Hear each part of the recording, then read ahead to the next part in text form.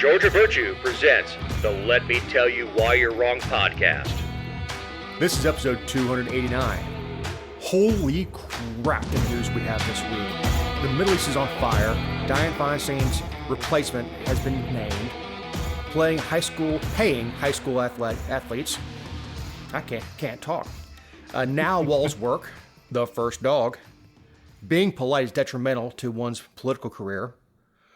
Wally World is the latest to can degree requirements for certain jobs. And the speaker's gavel. I'm Dave Roberts. With me is my partner in this endeavor, Representative Emeritus Ken Pullen. Hey, Dave. So you're back from your vacation, and I'm in Florida this week. Yeah. So we're both on the move. Now, I'm only a couple hundred miles away, and you were 8,000 miles away or whatever, but I bet you're glad to be back. I hope you enjoyed it. No, we had a great time.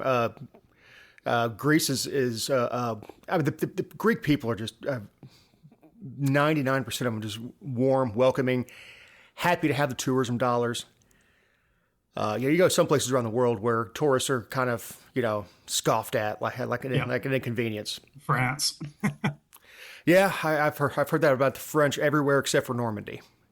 Yeah, I'd love to go to Normandy. Never been, but that's on the bucket list. But we did a few days in Athens, did a hop-on, hop-off bus tour, about killed my wife getting up the Acropolis and then in Santorini down to a restaurant that was, I'm guessing 300 feet vertical. What's the weather like in Greece this time of year? Yeah, very much like it is in Atlanta. I mean, it's very nice right now. Yeah, the pools were a little chilly. Okay. To do more than like put your feet in. I mean, the pools were. I mean, there were people getting in the pool, but I'm a Southerner. But the Aegean was warmer. I mean, it still wasn't 80 degree water. It was still in the 70s. It's still chilly, but it wasn't so much that you couldn't get in and enjoy it. Mm-hmm. Windy for the first couple of days. I mean, we had 25 knot winds at one point, and that's pretty windy. Yeah, and it just died down, and the sea flattened out, and it was. We took one day on the trip and did nothing. We just went to the beach, went from the beach to the pool, and just relaxed and had one day built in just to sort of help Connie's back recover. Yeah, everybody needs one of those on vacation. Yeah, this was we have different types of vacations. Sometimes it's an adventure like we were doing this time, and sometimes it's go to an all-inclusive and vegetate for a week. Right. I will tell you that Premium Select is not all what it's cracked up to be. Yeah, because on those flights international, you've got sort of the lay flat Delta One in the front, and then Delta Premium Select is behind it. But what was the difference between Premium Select and Delta Comfort? Is there much difference? Half an inch. Oh, half an inch. You have I'm 6'1", so the footrest was completely useless. Yep. It technically does have a footrest, but you have to be sitting on the bulkhead to use it. And even then, it didn't extend far enough out for me to actually put my feet on without putting my knee, bending my knees up, which is not exactly the most comfortable place to sleep. Not a good position. But yeah, we got in 8 o'clock in the damn morning because Delta canceled our original flight. They got in 2 o'clock in the afternoon, and we put our bags with the bellman and went and sat by the pool. I mean, it was kind of cool seeing the Acropolis in the background. You're sitting by a pool. That's a neat picture. I think the first day when you go east is brutal if you land in the morning because you didn't sleep well that night and then you got to stay up all day. That's a tough first day. Yeah. So Connie got a little sleep on the. We got a cabana with the thick cushion, and she got a little sleep out there. But yeah, the first day is brutal. That's just that first day is rough. Yeah, we had several days of power travel. Through it. Yeah, you got to power through that first day. And after that, you're all good. We overpacked, as we always do. I know, same here. That always happens. Wear the same T-shirt 2 or 3 days. Same pair of shorts. Not with what we were doing. if you've ever seen European Vacation, and then you see them kind of fast forward going through the Louvre and stuff, we did that a lot in the museums because there's just so much statuary, just so much art to see, so many artifacts. I mean, 20,000-year-old artifacts. That's how we felt in Italy last summer when we were in Rome. It's like you see so many statues and paintings that after a certain point, it's hard to even say what's so spectacular. And I know it's but it's just, there's so much there that after you see an hour or so, it's like, oh my God, there's another statue. And it's an amazing thing, but it's like, you've just seen so much. Yeah, it's hard to digest. It is, yeah. I mean, and then the detail that they put into marble is amazing. Oh, it's amazing. Yeah, it's totally amazing. What I did find interesting, and I know the story behind it, but a lot of the naughty bits were knocked off the male statues. Yes, that was same thing in Rome. People had broken off that. Mm-hmm. Yeah, that was early Christians, I believe, that did that. Mm-hmm. Yep. But they left the boobs alone. Yeah, they did. Good for them. Oh, castrate all the men. But no, that was very, very cool. We brought back a little bottle of ouzo. I mean, it had ouzo in it. I drank the ouzo when I was there and filled it with sand from the Black Beach, which is volcanic sand. That's nice. That's the cheapest souvenir we got. I mean, Santorini is not cheap. And I've always heard, but it looks incredible. All the white rooftops or the blue, what is it, blue rooftops and white buildings or white? Yeah, I may have had it reversed, but the pictures are amazing of Santorini. Oh, it is. I mean, and it is, and you understand why everything's expensive. They can't do anything, can't get anything in unless it comes by ship or by airplane. Yep, it's importing everything in. So, yeah, it's the same thing going to Hawaii. Hawaii's prohibitively expensive just for a bag of Lay's potato chips, but they're not making it. They're not making them there. It had to be flown in. Right. But I'll say I think it was important to do, but I don't think we need to go back. There's just so many other places I want to see. Yeah, I know. That's part of it. It's hard to get to the same place twice when you go international. Yeah, it was yesterday. We're recording really late, and sorry, Eric. It was all in all. By the time you get to the airport, 3 hours early for international flight, then a 3-hour layover, 2.5 hours from Boston, 9 to 10 hours to get to Boston from Athens. It was a 23-hour day, but by the time we actually put our feet into the house. Yeah, that's a long day. Now I was able to. I slept a little bit on the flight. Man, no, go ahead. It was. I mean, when they canceled our original flight from JFK, they stuck me in the middle seat. So I paid for Premium Select. I'm sitting in the middle seat with my elbows sucked into my side. Mm-hmm. The way back we had original seats, which was 2 seats out of the airplane, and that was a little better, but it's not what they originally sold when it came out with that class. Was they were selling a first class seat. That essentially you'd have the same sort of seat as you would have a domestic first class, and you'd have Delta One, and you'd have comfort behind you. But I don't see it. I think British Airways has a very good premium class seat. A couple other airlines, but Delta kind of missed on this one. Yep. So the world's on fire, Ken. I know, that's what I was going to say. We usually record on Thursday or Friday and release on Mondays, but we're actually recording Sunday night. So it's kind of good that we saw, it's not good that what happened, but it's good that we're able to talk about what happened over the weekend. And it's probably everybody knows now, Hamas over in the West Gaza released just an all-out assault on Israel over the weekend.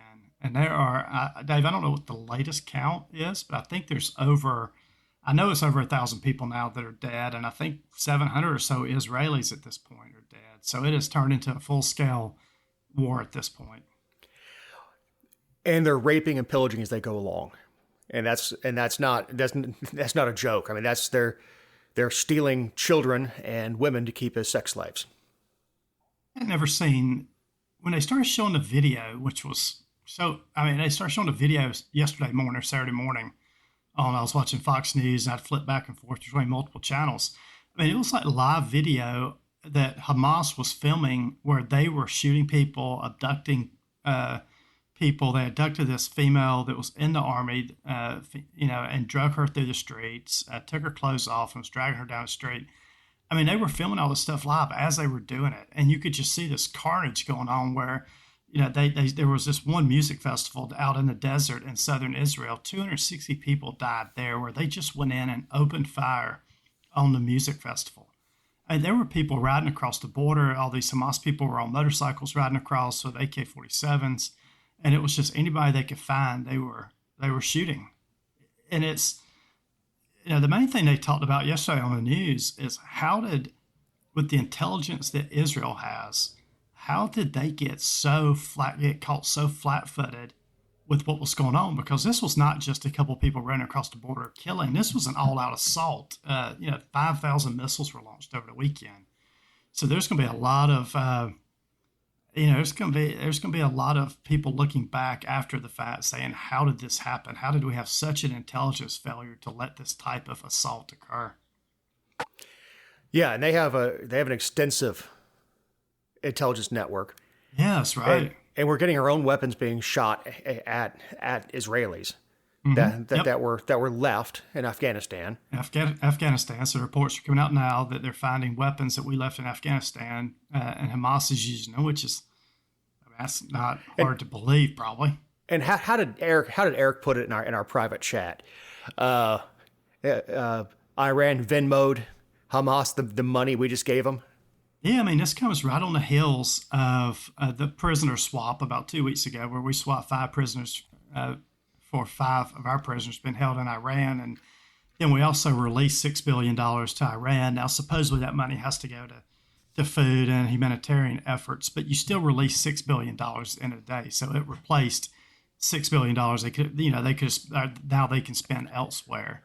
Well, and the Iranians said after they get the money, we'll spend it any way we want to. Yeah, they said, we're going to spend this money however we want to. So it was shocking to me. So I got in about 11 o'clock last night, Saturday night, and I just turned on the TV's kind of background noise while we're relaxing a little bit. And then I see the video. And I see the videos come across, and I stopped Connie. She's not a big news person. I said, "You need to see this." And I stopped watching it yesterday. And it was dumbfounding. I mean, the way they brought the buildings down, and the Iron Dome has worked great, but apparently the weakness is if the bad guys get enough missiles. Yes, enough. Right? They can't stop 5,000 missiles. They can stop quite a few, but not the sheer force and numbers that they were shooting over. And the timing. I mean, this was not. This has come out of the Israeli holiday too. Jewish holidays have been going on now for a couple of weeks. Yom Kippur was last week, so this is also right around the time that Jewish people are celebrating all their holiday season. Yeah, and it is very well coordinated. And look, the coordination goes back more than 2 weeks. So it's kind of they've been coordinating this for a while. Yep, 100%. This had to be coordinated for months to have this type of coordinated attack, which is again amazing. This intelligent failure occurred where Israel didn't see this coming. I mean, it's just hard to believe. Yeah, and what's going to happen is it will give the Israelis license to wipe out the Palestinians. They are. So far, I mean, as of this, when I put the notes in here, they said 413 Palestinians have been killed, 78 children, 2,300 others have been wounded. Israel has cut the power off to the Palestinians, so they typically have the power on. I thought this was interesting. 8 hours a day. They cut it back down to 4 hours a day, and now they've completely cut power off, which is going to severely impact the Palestinian people. But yeah, they are going to flatten that place. And I don't know if you saw, they've got this like knock system where if they're going to destroy a building, they fire some type of rocket in there first, and it knocks the top of the building but doesn't do damage. They did that yesterday, and they knocked it, and they have 10 minutes to get out, and 10 minutes later, that building was flattened. So, yeah, they are going to destroy that place. Yeah, this also comes right as we were working on a historic agreement between Israel and Saudi Arabia. Yep. Mm-hmm. And this won't necessarily get the Saudis involved in that particular conflict, but what it'll do is get them to pull back from that agreement. Yes, right. Because what's going to... In my opinion, we talk about global politics. In my opinion, that's the message that all the news channels were saying yesterday too. Is they would pull back after this. I thought it was interesting being a political show. I was watching what all the political pundits were saying yesterday and the elected officials. So you can imagine the Democrats a lot of them are not very pro-Israel. They were saying we need to immediate ceasefire and calling on Israel not to respond to this. That was Tlaib and AOC. The squad group, right? I thought that was very interesting on their part. Oh, it's a lot of weird stuff goes on with this. Like, I guess Kylie Jenner, one of the Kardashians, put up a pro-Israeli message on either Instagram or whatever social media she was on. Got a huge amount of backlash and then deleted it. Yep. And then our local politicians, Governor Kemp, and almost all the local guys really were, they're naturally supporting Israel and doing not much we can do at this point, but they were all showing their support from a congressional level and from our governor, lieutenant governor, we're all showing Israel support. Yeah, this is not a right versus left issue. No, it was. No, it's not at all. What the squad? As soon as you say it's from the squad, you kind of shake your head. I saw MTG was on one of the morning shows Sunday morning talking about the attack. So yeah, this going and trying to get into your political corner over an horrible attack where we got, by the time it's said and done, it'll be 1,000 Israelis that are dead, at least. Oh, yeah, man, I think there already is. There's no telling how many will be at the end of this. But it's going to take, what they're saying is this is going to be a multi-week or multi-month type response because Israel was not prepared. And now they have to get all, they called up all the available troops yesterday, which everybody over there basically is in the army. So they were calling up everybody. They're having to get everybody together, formulate a plan, a strategy for going across the border. Yeah, this is a big deal. There's a lot of coordination, a lot of planning that has to occur from this. Yeah, well, it's mandatory service. That's why even Gal Gadot. I think she did 2 years in the reserve or something like that. Mm-hmm. Gal Gadot was in the IDF. Right. Can you imagine getting assigned that private? Excuse me. Now, I did see that we have ordered our Ford carrier strike group to the Eastern Mediterranean to ready to assist Israel. And I think you said you don't know if that's for potential, help if Israel would get potentially attacked from the north by Hezbollah or Iran does something crazy. Or is it just to help with moving supplies in and out? So, but I know we have shown support by moving an aircraft carrier in or a carrier in. If we pull a single trigger, bad stuff's going to happen. Yeah. The other Muslim nations hate Israel so much that we had to put our patriots in Israel during the first Gulf War. Because what Hussein was doing was he was firing rockets at Israel, trying to drag them into the war. Because as soon as the Israelis got involved, the rest of the coalition would fall apart. Yeah, you said it. I think it's just I kept wondering yesterday why Hamas would do this, unless it's just a pure hatred. And this goes back thousands of years, right? This is biblical in nature. It goes back to, just thousands of years, and people have been fighting forever amongst themselves. But there's just pure hatred between Palestinians and the Jewish people over there. And that's what this is. It's just pure hatred, right? Well, and it looks, the videos look a lot like what ISIS was doing.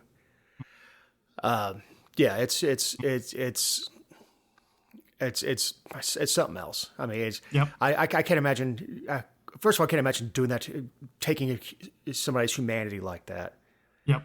It's one thing to be in a war and you kill the other guy, but to go and take away children to keep as sex slaves, to rape women in the street and strip them naked, and that's not warfare. Yep. That's an enemy with no honor. Totally right. All right, so who did Governor Greaseball appoint to as a placeholder in the Senate? Yes, everybody knows Senator Dianne Feinstein passed away a couple weeks ago. So Governor California, and she was not going to run again. So this is sort of, some of this plays into that story of Senator Feinstein Senator Feinstein not running again. And there were already people, Adam Schiff's running for that position. Barbara Lee, who is the mayor of, I think, LA, is running for that position. So everybody's eyes was on Governor Newsom, who he would appoint to replace Senator Feinstein. And he actually replaced the president of Emily's List. Her name is LaFonza Butler, to fill the Senate seat of the late senator. I think this truly caught everybody off guard, because everybody thought he would appoint someone that lived in California. This lady lives in Maryland. She's the first openly and then his announcement, he said that LaFonza is the first, she's making history as the first openly lesbian Black woman to serve in the U.S. Senate. She spent her entire career fighting for women and girls as a fierce advocate for working people. But right after he appointed her, everybody started looking at her record. She votes in Maryland. She lives in Maryland, works out of D.C. area. So that was probably the strangest thing about this, is Gavin Newsom took a lot of heat by just not appointing someone that lives in California to this job. I must not understand the law. I must not either. I mean, she's got a house in California, but hasn't been living there since 2011. So she's been out of California for 12 years at this point. Lucy McBath doesn't live in Georgia. I know. Yeah, that was the funny thing when she was running, right? They sent her a package to her house in Tennessee, and her husband signed for it. Yeah, I mean, she's a one-trick pony, and that's it. That's all she's got is I hate guns. And yep. she lives in Tennessee. I guess she technically has to vote in Georgia. But yeah, it's very odd to me. I guess she can change her residency anytime she wants to because she owns the house. Yeah, but this lady, this LaFonza Butler from Maryland, she re-registered to vote in California the day after she was selected by Governor Newsom. And her spokesman said they're confident she's fully compliant with the law, and she will be moving back to Los Angeles after she's sworn in on Tuesday. So she was sworn in a couple days ago after this. Vice President Harris swore her in. I don't care. I don't get it. I mean, like we'd be pretty pissed off if we had a open seat like we had with 100%. If he went out of state. Yeah, think if Governor Kent would have appointed somebody that lived in Maryland to that seat. It wasn't a whole lot different. I mean, look, even Herschel Walker didn't live in Georgia. I mean, Herschel Walker lived in Texas. He came over here to run for Senate. This is, I don't know why this kind of stuff happens, but I also don't know why we're still appointing people just based off of what they look like and the types of people they represent, not who's the most qualified, right? I mean, his opening remarks on this is she's the first openly lesbian Black woman to serve in the U.S. Senate. How does that make her qualified to serve in the U.S. Senate? How does that? Does she know what the Constitution is? Does she have? I don't understand why we're doing this again. And it's the only reason Kamala Harris is VP. It's the same type identity politics. Well, we need to get back to the Senate being the representation of the states and the people's house being the representatives of the people. Yep. And the state legislatures need to vote and pick the senators.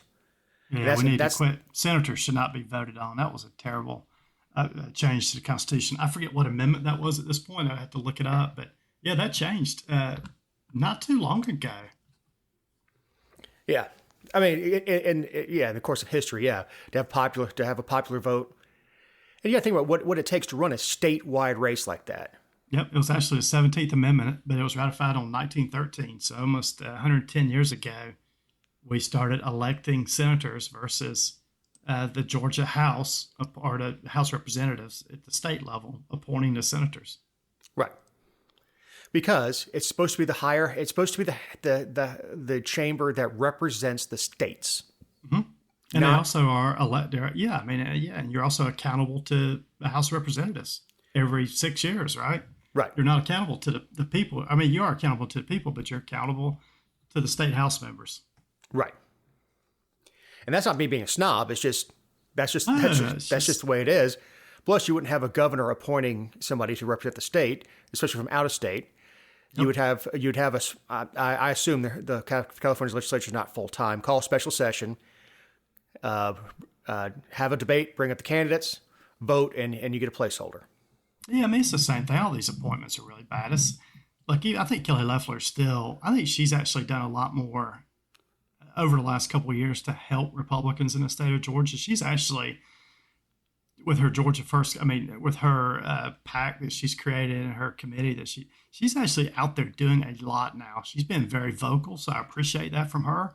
But she didn't represent the people of Georgia when Governor Kemp appointed her. She represented the ability to fund a campaign where he didn't have to go out and fundraise for it. That was an identity politics play then. And if he would have probably appointed, what's his name up from northeast Georgia, and I can't believe Doug Collins, Senator Collins, he'd probably still be a senator at this point. So, right. Identity politics are never good, in my opinion. Yeah, that's all. And Kemp has done that with regularity as governor. Yeah. I think Governor Kemp's doing a good job. He does a lot of it's identity politicking at this point. The first Hispanic in charge of insurance commissioner. Insurance. Yep. I don't care if he's qualified. I don't care. Yeah, we just want somebody qualified to do the job. Yeah, it's somebody preferably not a crook. So speaking of, we got high school seniors to receive college letters. I have gone back and forth on whether this was a good thing. And I even had a House member call me this week and tell me about this and was, bragging on this program, which at first blush, I think it sounded really good. So what's going to happen next year? I think it just started this year, but seniors in high school will start receiving a letter that lets them know where they basically are pre-qualified to go for college. So if you have a high school senior, they'll receive a letter and they'll go, hey, Mary Jane, or hey, Bobby Sue, whatever, with your grades and your GPA, you are eligible to go to Valdosta State, Georgia Southern, University of Georgia, North Georgia. It'll list the colleges along with the technical colleges also. So it's just a way to match kids and high school seniors to where they're qualified to go within the state.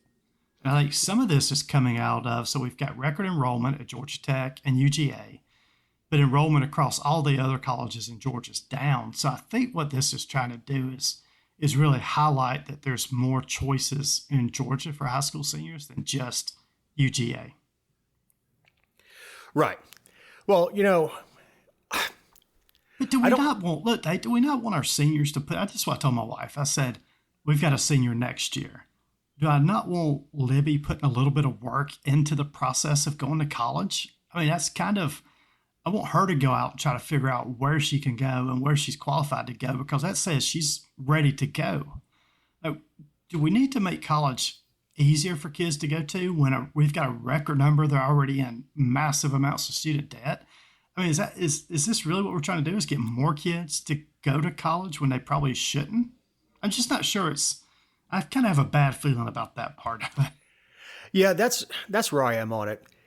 Is, first of all, I'd open my letter and like, enlist in the Army, you dumb turd. Yeah, really high SAT score, really low grades because I didn't want to put the work in. Yeah. But I like the thought of the program. I mean, I do like the thought of the program. I think it sounds really good. I'm just not sure it's really going to do what they want it to do. It never does. Government is never the solution. Right. I just it's fine, whatever. And look, we're already getting letters every day in the mail from Georgia colleges. So Libby gets a letter in from Georgia College, North Georgia. So they already know who they want, right? Well, isn't this what your guidance counselor is supposed to do? Yeah, 100%. Your guidance counselors are supposed to look at your scores and say where you can go. Yeah. Well, we'll sit down with you as a sophomore and say, where do you plan want it out? Yeah, where do you want to be? Well, I want to go to UGA. That's what your parents should help you do too. Yeah, we need to get your grades up if you want to go to Georgia Tech. Yep, exactly. Who we'll talk about in just a minute. I want to go to Georgia Tech, and they look at your grades like, you got a C in math, dude. You might as well take Georgia Tech. You may go to Georgia Tech on a Saturday and watch a football game, but you need to go talk to Georgia State. Yeah, you can go to Georgia State. You could go to Georgia College. Yeah, this is something I think the juniors and seniors should be proactively trying to do, because they should. I mean, you're getting grown, right? You're getting to the point where you can vote and do a bunch of other things. You should have the initiative to go out and figure out where you can go to college. You also have feeder schools. Yeah, tons of feeder schools. Every school has feeder schools. One down it's called Santa Fe. It's down in Gainesville, Florida. It's a feeder school for UF. We have a little 2-year college in Dallas, Georgia Highlands, and it feeds to Kennesaw. So we have these feeder schools and maybe kids who didn't have a 4.0. You get into one of these feeder programs, and then you have 2 years on your belt. Your diploma says where you graduate from, not where you start. Yep. If you do 3 out of 4 years at I don't know, Bob's College and Steakhouse, and then finish at Harvard, it says Harvard on it. So look, good thought behind this program. I think it sounds good. Not sure it's going to have the desired effect, and I don't know what the cost of this program is, but it can't be cheap, hooking all this technology up and being able to aggregate all these scores and send these letters this comes out. out the same week we get the announcement that Walmart is canning some of the college I know. The college yeah, we're requirements. going to talk about that. Yeah, it's I'm kind of changing the order because it kind of blends in. That makes sense, right? But it does. But I've said that for years. The only time I spent on a college campus was finding girls. When I was 18, 19, 20 years old, and I was in the Army, we would go, well, I was got married at 20, I wouldn't do that, but we'd go and hang out at the colleges that were nearby Fort Bragg, and the girls obviously liked us because we were in good shape and all that stuff, and not frat boys. And then I came out of the Army and went into banking, and the only job I talked myself out of in banking was when I asked for tuition reimbursement. He goes, "Oh, for your master's?" I said, "No, bachelor's." He goes, "You don't have a degree?" That was it. The interview was over. Nice. Because I got to a regional business banker position, and from then on, it was just assumed. Yeah, that you had a degree. Yeah. Yeah, but you're right. We're skipping out of order, but Walmart did announce this week that they are eliminating the degree for college requirements for a lot of their job positions now in the corporate office. So not just working in local Walmarts, but Walmart's saying, hey, if we will waive the need for the university degree if the candidates show they have gained necessary skills through alternative prior experience. And once you're with an organization like Walmart or the bank or anybody else, and you learn how that job functions, the college degree is pretty useless at that point, in my opinion. So, and this is there's a wider trend going on here, like IBM, Accenture, big consulting firm is Accenture, and Google. They've all announced too that they're reducing the number of jobs that require college degrees. So on the one hand, Georgia's saying, hey, we're going to try to put you in college, get you in college. And then you've got all these big organizations that are saying, hold on just a minute. The college degree is not worth what it used to be, and we'll hire people without it. So, yeah, I think and then on top of that, all the college debt payments are starting back this week, where kids are starting to have to repay those college debt payments. That's going to have a massive impact on the spending power of a lot of young Americans. Well, what happened was they started using algorithms. And with the rise of HR departments, if you work for a large corporation, and I don't care what title you give yourself, manager, regional manager, super regional manager, state manager, you don't have hiring control. You get the candidates that HR sends you. And there's an algorithm that if it says college degree, and they just weed them all out. Yep. Yeah, you could be in the industry for 30 years and you just get deleted from it, and you get some kid who got an online degree. I was reading an email that someone showed me from a regional, and it was the English in this email was unintelligible. I said, "Who is this?" Regional manager. I'm like, who writes like that and actually hits send without looking at it? I didn't know any better. So we went into his LinkedIn. And it's like some online university. I'm like, that's what that guy over somebody who's been in the industry 30 years. I know, it's amazing. Yeah. So that's I don't know. We're changing it to a different society, and what we're finding out is you don't need a 4-year degree to do cybersecurity. You need a 12-month certificate. You do. And somebody who came out of, for instance, I have a nephew who, super smart kid. I said kid, he's in his 30s. Super smart kid.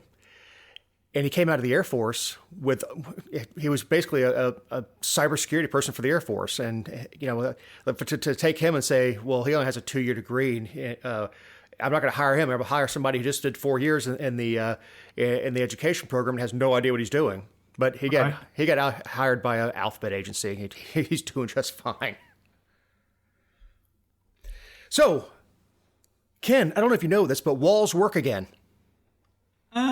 Supposedly, right? I mean, I think we're getting mixed messages. But yeah, this is coming after Biden and the Democrat Party complained about Trump's wall back in 2019. Said walls don't work, which I don't know if this, but walls have worked for the last 5,000 years in existence. People have always built walls to keep people out. But yeah, so this week they announced that they have waived 26 federal laws in South Texas to allow border wall construction to begin. This was marking the administration's first use of sweeping executive power to pave the way for building more border barriers, a tactic used often during the Trump presidency. So yeah, the Biden administration kind of shifted tunes this week, and it's going to start putting up a border wall. And look, I like some of the things that Trump said about the wall. He was called a racist, which I don't think nothing could be further from the truth. I don't think you can grow up in New York and be a racist. I mean, yeah, me either. And if when you're a billionaire, you're not a racist. Everybody's green to you and say, what can I get from you? Yep. But he said we want to have a big beautiful wall and a big beautiful door. Yeah, he was all he was saying is, yeah, we have no problem with bringing people in from Venezuela, from Mexico and other places. Yeah, doing it the legal way. Yep, that's what everybody's saying. But we sure as hell would like to know who's coming. Yep. And I don't know if you've seen all the videos from people coming across the border. So last week they had between 10 and 15,000 illegals cross every day. I bet out of 100 people crossing the border, 95 of them are men. So this is not families crossing the border. This is men crossing the border from who knows where coming into America. It's not families like a lot of people would say, right? It's kids, and it's not. It's all men last week. Well, you got to understand that that's not unusual. What happens is the man is the provider. Comes up to work. So he'll come here and work and send the money home. Yep. The bad thing about that economically is, yes, we get some cheap labor, and yes, we get things done, but that money isn't staying in our system. That money is being depatriated. Yep. So I have no problem with immigrants. I've got one of the guys that I work alongside. He owns an air conditioning company also. He's on the east side of town. I'm on the west. We're not competition for each other. Mm-hmm. But he is a legal immigrant from Colombia. Yep. And he holds a valid U.S. passport and everything else. He just happens to be from Colombia. And I don't have anything against the Colombian people. No, I think we need a lot of immigration in the U.S. I mean, I think there's more jobs than we have people to work them, but it needs to be legal immigration coming in. It doesn't need to just be 15,000 people. And what's funny is Biden really changed his tune the same week that the mayor of Illinois and or the governor of Illinois and the governor of New York just came out and said the federal government has to do something about this immigration problem. So his own party's starting to turn on him, and lo and behold, we we get a border wall starting to be built. It's almost like Trump was right. And we're starting to see that in the poll numbers. Do I like Trump? Everything about him? No. Did I like what he did after the shooting in Vegas with slide fire stocks? No. I did. First of all, it was done on. I disagree with how he did it, and I disagree with what he did. Yep. Do I like the way he talks all the time? No. I think it's. I feel like he's speaking down to people when he's like, when he just, calls somebody a liar. Well, that's not what you do in politics. You say that's a bit disingenuous. Yep. He kind of brought in this brashness, but I think people were so thirsty for that. Somebody who's just going to stand up and go BS. Mm-hmm. And I think he filled a void there. And it's very interesting when you start looking at Joe Biden with everything else that's going on, and we're being inundated in the news, and New York City just is bursting. But no one cared about these little towns in Texas that were trying to deal with tens of thousands, tripling their population in a town in a week. Yeah, so. And this is immigration is his lowest polling item out there. So I only think about 15 to 18% of the people support how Biden is handling immigration at this point. So he had to do something. We'll see where this goes. Well, you know what else bites? The president's dog. The president's dog, Commander. Wow, oh, Lord. This was a crazy story. This is the second German Shepherd that has had to be rehomed. By Biden, right? By Biden. Yes. For being aggressive. Where are they getting these German Shepherds from that are this aggressive? Rescue, I think. But this dog came in as a puppy. There's pictures of him as a puppy at the White House. And look, I'm a big fan of German Shepherds. My ex-wife and I had one for, just wonderful dogs. I mean, the gentle, not aggressive at all. She had a big bark, but I mean, wouldn't hurt a fly. Mm-hmm. To me, if you have one dog that's aggressive, that could be something broken. And look, the White House is not the easiest place to be a dog and understand what's going on. People coming in and out all the time, and strange people. I would think that'd be a tough position, especially for a dog like a German Shepherd. He's a great guard dog, right? Yeah, very lots of protective instincts. But when you have two dogs with biting problems, and then Commander, they're saying at least 12. And 12 people have been bit. and one Secret Service agent was hospitalized with bites on his leg and arm. And that's what I was reading. Like the Secret Service agents, when Commander's around, they didn't want to go around Joe Biden. It's like affecting their performance because they know if they get around, they could potentially be bit. I don't know if you saw it too last week when Biden was getting off of the Marine One, where Commander was right beside him. He actually kicked the dog. So I'm surprised our dog lovers aren't just up in arms about Biden kicking his dog, because it's clear as day that he did it. But this is I don't understand. Yeah, something's going on if he's got two dogs in a row, like you said, that have problems like this. Yeah, these dogs aren't being properly trained. Right, and look, exactly. I don't necessarily think Commander is. I think some of it was overblown. There was a White House staff member who's been at the White House for 50 years. Started as a gardener, but he's walked first dogs for decades. So, starting off with Nixon. And he was playing with Commander. And anybody who's had big dogs, especially, they'll come up. Just nicked them or something. Yeah. They'll grab your arm when you're wrestling with them. Yeah, right. And they don't have thumbs, so you can tell it's not an aggressive bite because they don't tear into you. And the staffers said, I didn't even have a mark on my arm. He was playing. Right. That's different. That's totally different. It is, but people tend to conflate the two issues. When you've got Secret Service that are being put in the hospital versus a guy who knows the dog, has known the dog since he was a puppy. Yep. I think it's a very hard environment.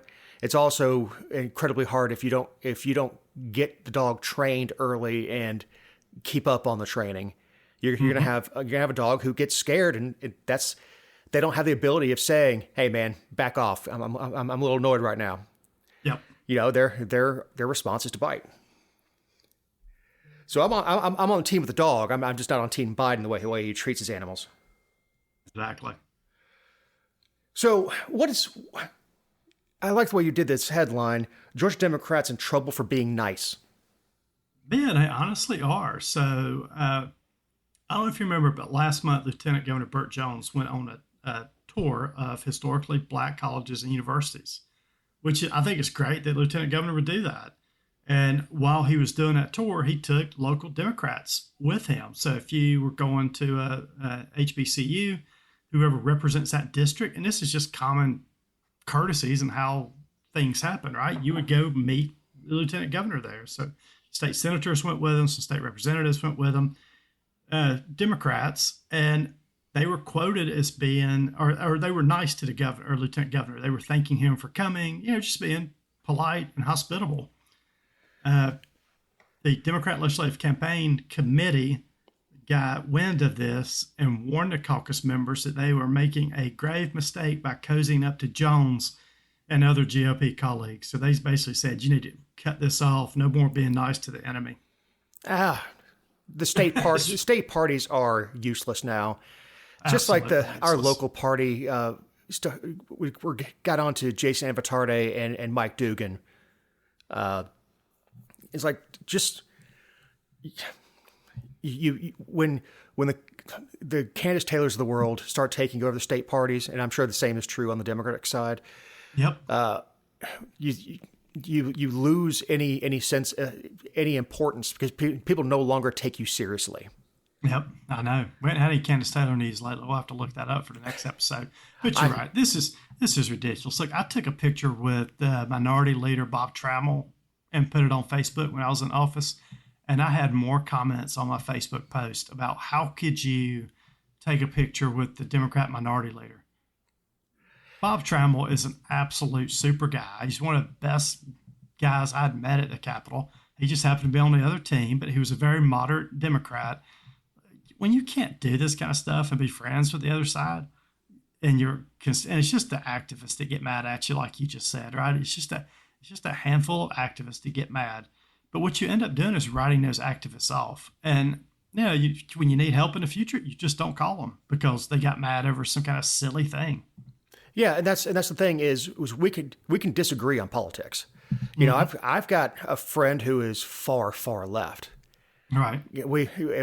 But I've known him 25 years. I met him when we were in the Army together. I mean, I'm not going to stop being friends with him because he's far left. In fact, when I was out in Reno last year or whatever it was, I made sure to give him a call and say, hey man, you want to come meet for lunch? And we hadn't seen each other in 25 years. We both gained quite a few pounds since then. But you can be friends and disagree politically. Alan Combs was married to a Republican, and they're both in the media, and they basically said that political talk stops when you walk across the threshold. Yep. There are other things to talk about, kids, and there's so many other things. And I know we talk politics every week here, and I enjoy it, but it kind of gets it out of my system. I don't need to bring it up with everybody else. Exactly. So we had high school kids getting paid for their image. This is insane. So you can get the NIL money now, NIL deals in high schools. So the Georgia State High School Association passed a modification to one of their bylaws last week by a vote of 66-9 that allows high school kids to be able to sign these contracts. So, and this is really taking a hold in college over the last few years where college kids are receiving NIL money now, sponsorships, and now it's gone down to the high school level. And I have no problem with this in theory. I have no problem with this in theory. You own yourself as someone who leans libertarian. You should be able to make money off yourself. Yep. Yeah, but the school, especially when you're talking about college, they could plaster your face everywhere and sell tickets, and they make a ton of money off of your image. Yep. Now this new rule does say you can't use anybody who's seen a commercial with any sort of star, an NFL star or whatever. You'll see them in the team colors, but not that jersey because they don't want to pay the team for it. Yep. So it'll look like their uniform is not. And same thing's true in college. If the university isn't getting paid, so if you're going to UGA, you just wear a black and red jersey with a number on it. It doesn't actually have the UGA emblem on it and all that stuff. Yep. But there's going to be a lot of high school quarterbacks now driving new Ford F-150s because the local Ford dealership's going to going to sign an agreement with them, give them a Ford truck, and it makes sense at that level. You got the star quarterback starting to have local sponsorships. I definitely see that's going to happen as part of this. And what I will say is BS is the rule saying that you can't use it as a recruiting tool. Yeah, right. I mean, why else? Why else would they do it? Yes, exactly. Is maybe you have a kid who's very, very, very talented, but lives in a poor area of town, and you want your local school that is out of his district. I can't believe we're talking about recruiting middle school players. Oh, it's definitely going to be that. I mean, yeah, 100%. Do you want to go to the school that's run down and all that in their city, or do you want to come out here to, I don't know, Gwinnett, whatever, and come play for Gwinnett County High School, and we'll make sure that you don't have transportation? No problem. Here's a truck. It's the Manning kid. I was just reading a story this weekend. He plays for Ole Miss, and he's a freshman this year, but he's not starting. Which is good. He said he's going to make enough money in college on his NIL deals where if he never takes a snap in college, he'll never have to work a day after college because he's making so much money. He doesn't have to work anyway. His uncles are Eli and Peyton. His grandfather is Archie. But the point was he's going to make like $10 million in college whether he ever takes a snap or not. Yeah. Johnny Manziel should have done that. Yeah, just because of his last name. Yeah, and look, the kid's very talented. I mean, I've seen some of his high school stuff, and as a UF booster, I really wanted him. But I think, like you said, to go back to our high school point, we're going to see a ton of kids get recruited as part of this, and it's only makes sense. If I'm a high school kid and I'm playing for a tiny college or a tiny high school in South Georgia, and somebody says, "Hey, won't you move up towards Atlanta?" and we'll give you $50,000 a year and sponsor you, I'm moving. I mean, and your parents are probably moving also. Yeah. Yeah. I mean, no, you don't blame the dog for wanting the steak. No, not at all. Yeah. I mean, you absolutely. I mean, if someone, hell, as a high schooler, if someone offered me $10,000, yeah. Oh, I'd be gone. Yeah, exactly. Yeah. I mean, of course, that was a lot of money back then.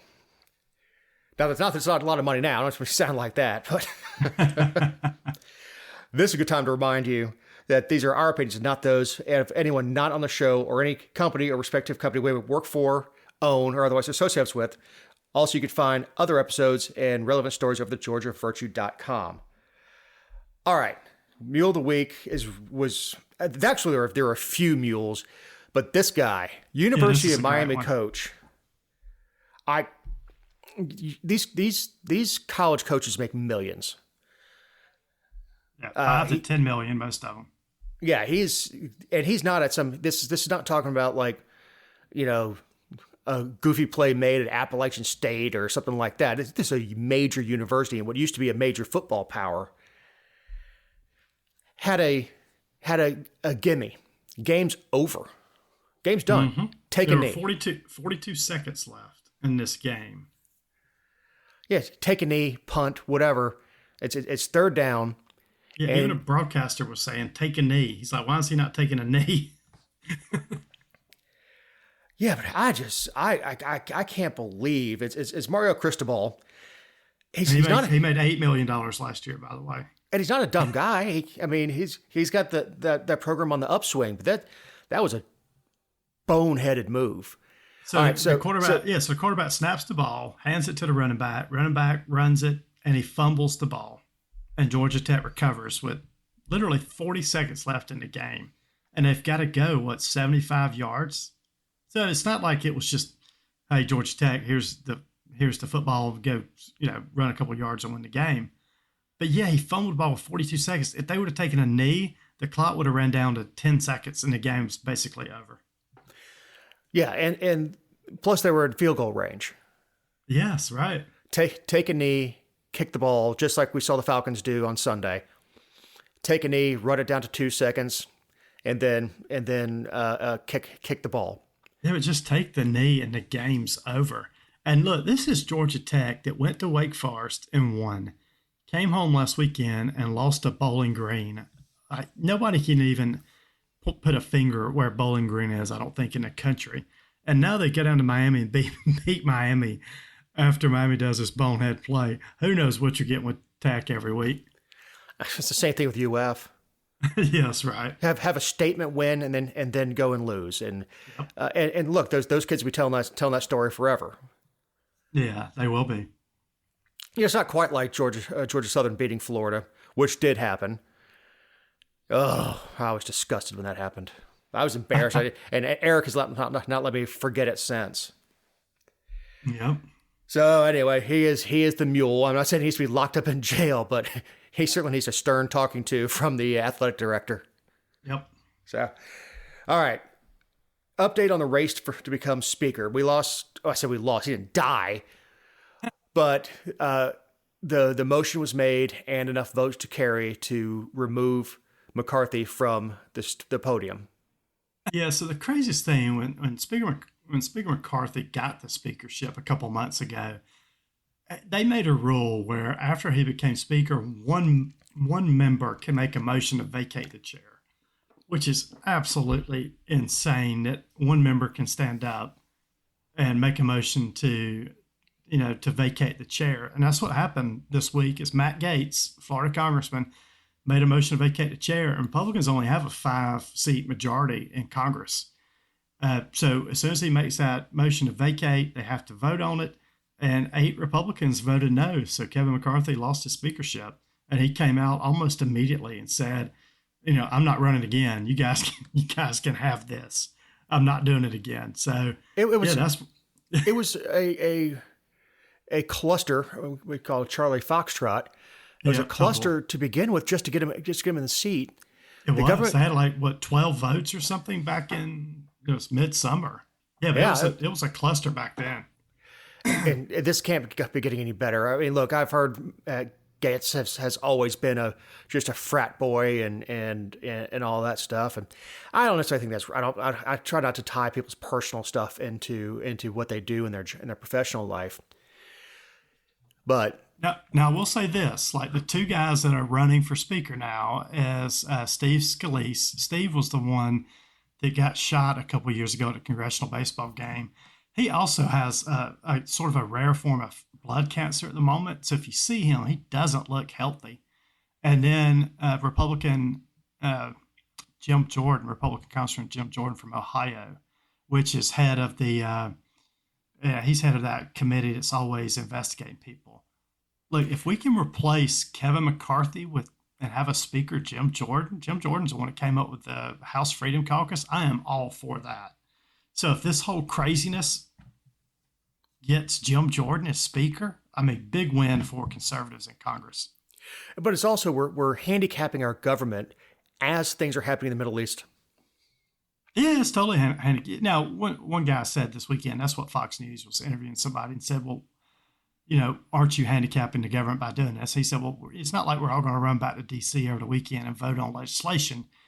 They're supposed to pick a new one by Wednesday. So I think what they're trying to do is have a sort of internal caucus meeting on Tuesday, which is a day after this episode drops, and then Wednesday have a floor vote.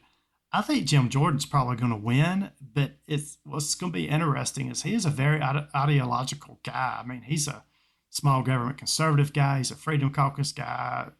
Big Thomas Massey endorsed him. It's going to be interesting to see if he does get it, how he's going to have to pivot to be that speaker. And then they've got to change that rule. That's one of the things that's holding us up is they're changing that rule where one member can't just make a motion to vacate anymore. It's going to have to be a certain percentage of the House body. It doesn't matter. The motion to remove him to me is the least of it. It's that you had 8 Republicans. That was it. You needed 8. Yeah, that's all. I actually needed 6, but you need 8 to vacate the podium up there, and that's the vote still has to come up. I mean, it's not like Right. everything else. I guess if one person can make a motion, they can wait until it's percentage of members who vote.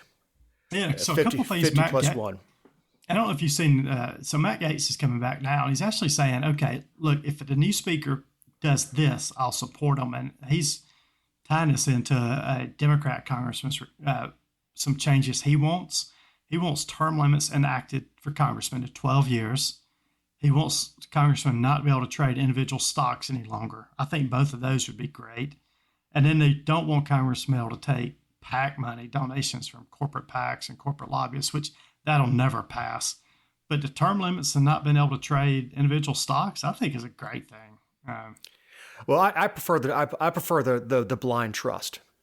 Yeah, blind trust is fine, right? Put all your stuff when you go in a blind trust, because you see too many. There's almost daily things that come out on the internet about senators and congressmen trading stocks, and then before things happen. So, how in the hell does Bernie Sanders have 3 houses, and he has never worked outside of government or academia? And look, Tommy Tuberville is one of the worst ones, senator from Florida, about insider trading. Alabama. Alabama. Yeah, if you look at some of his trades, it's obvious that he knows information before he's doing these trades. Oh yeah. But they do. I mean, I agree with you that with all the stuff going on in the world right now, with Russia and Ukraine, with Hamas attacking Israel, Republicans need to get their act together and get a Speaker of the House in middle of this week to look cohesive and join together. And we're 40 days, maybe a couple days less than that, before the government shutdown comes. No, another government shutdown, right? Thank you, Speaker McCarthy, because they were talking about government shutdown, and you may get a bunch of the air traffic controllers having the blue flu. So I'm not still stuck in Athens trying to get home. Nice. But I forgets to lose his mind over a 45-day extension. He was planning on doing this anyway. He needed an excuse. Yep. He's trying to assert his power in the House. Yeah, he is. And when he starts losing friends like Marjorie Taylor Greene, Well, Marjorie voted yes. She didn't vote yes to expel McCarthy either. So she was not one of the 8 that voted no. She knows what it's like to be in the cold.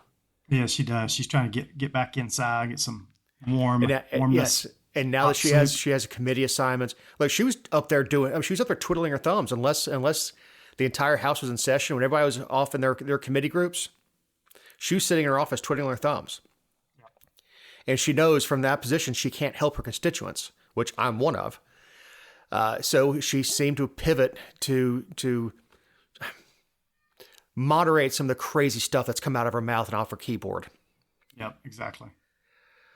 So I don't think McCarthy was her first pick, but I think there was some deals struck with her as far as committee assignments, and maybe if Gaetz gets shut out of the committees and he got to sit there and twiddle his thumb and couldn't do anything about things with his constituents, he might think about that too.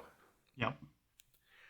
So I don't think he's pure. I don't think he's on pure principle. But then again, anybody with that good looking hair, I don't trust. Very lookist. All right, Kenny. What do you have for your closing thought? No, I think I'm good. I'm not even splash. No, I'm going to leave that off for now. I don't want to indict myself or incriminate myself on anything that could be used in the future courts. Ken's on the water, so he's going to have a fun week. Yes, I lost something earlier in the water, so yeah, I have to can guess what that is. Yeah, I have to go to work now, and help pay for everything I bought in Greece. Yeah, have fun. I did notice when I came home that the Falcons remembered how to play football, and the Braves forgot how to score runs. Yeah, the Braves are in trouble against the Phillies. Phillies are coming in red hot. So tomorrow night is Monday night's a huge game. Look, when you get Spencer Strider into the 7th inning with only 94 pitches, and I had to read this because they don't show a whole lot of American baseball in Greece, if you can believe that. But when Spencer Strider put in 7 good innings, only gave up 2 runs, and a team that has outscored the entire league. Yeah, he did everything you could ask for. Yeah, but the offense, Atlanta's offense, has outscored every team in Major League Baseball. Yep. And then they get to the playoffs. As soon as we flip the calendar over to October, like, I don't know how to hit a baseball. Yep. Good God. Well, Kenny, thank you very much for giving up some of your vacation time, and to your lovely family who have had to be quiet while you record. Big thanks to Eric coming again. Sorry for doing this so late. I'm Dave Roberts. We'll talk to you next week.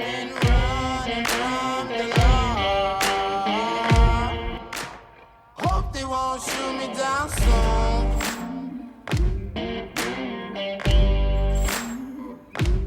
They sing on a sleepless night. Try to catch me howling at the moon.